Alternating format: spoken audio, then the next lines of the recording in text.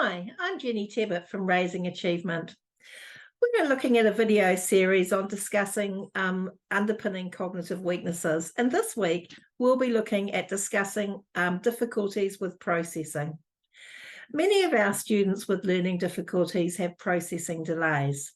They take longer to answer questions, they take longer to complete tasks, and parents say that short homework tasks can take them much longer than they should. One of the interesting things that I've found with people with dyslexia is that they often process differently.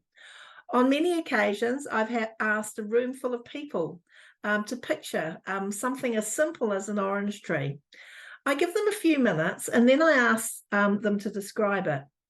Many just describe a tree that they're perhaps standing in front of. They give you some basic facts. Maybe they even take a tree from their memory. Occasionally, people actually say they see an orange-coloured tree. And a few in the room will actually go into great detail.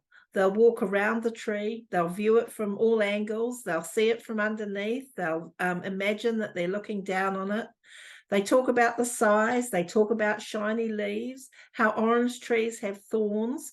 They talk about the size and the quantity of the oranges. When I ask these people, they will actually say that they're dyslexic. One of the benefits of being dyslexic is that they often think in 3D. It strikes me, though, that although people with dyslexia may have slow processing in language tasks, that at times their processing is actually superior. It takes a lot longer to walk around an orange tree and to do this task by viewing it from all angles, but much better descriptions are given. In my mind, this is a great example of strengths and weaknesses. Language processing delays definitely need addressing, but they have superior processing and 3D thinking. And it's such a distinct advantage, and the reason that many dyslexics are creative, they're great problem solvers and often brilliant thinkers. So one thing that we see as a weakness, in another way, it can be regarded as a strength. Repetition and overlearning are one of the ways of improving processing speed.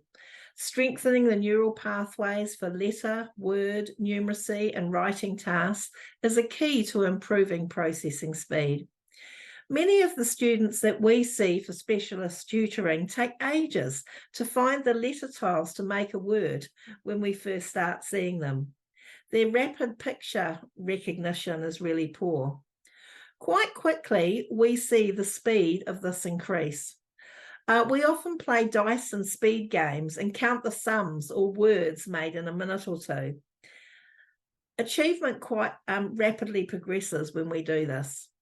It's really important to ensure that students are competing against themselves rather than doing it in a class situation.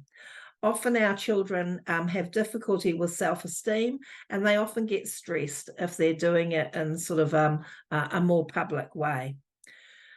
I find that training teacher aides to focus on improving processing speed is a great way to overcome the stress that we can put on in the classroom. A second processing problem that I'm really aware of is with students with ADHD. Many students with ADHD often they do everything fast. They complete tasks fast. They talk fast. They read fast. They complete tasks and their work fast when you set them things to do. And then they often have inaccuracies and they miss details. For children with ADHD, we have found that improved outcomes come when we get them to slow down their speech, slow down their reading, slow down their writing, and their task completion. I discuss this problem with the students, and when they understand the problem and the effect it has on them and the need for them to change, they're really willing to work on it. Reading comprehension is often greatly improved, along with writing legibility. You can also understand them better when they're talking, and they make less silly errors in maths, for example. Attention to processing speed and addressing this in students makes a significant difference in achievement.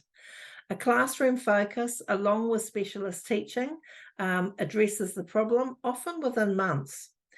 If we leave this problem unaddressed, it continues to diminish achievement right throughout schooling. So there we are, some thoughts on processing speed.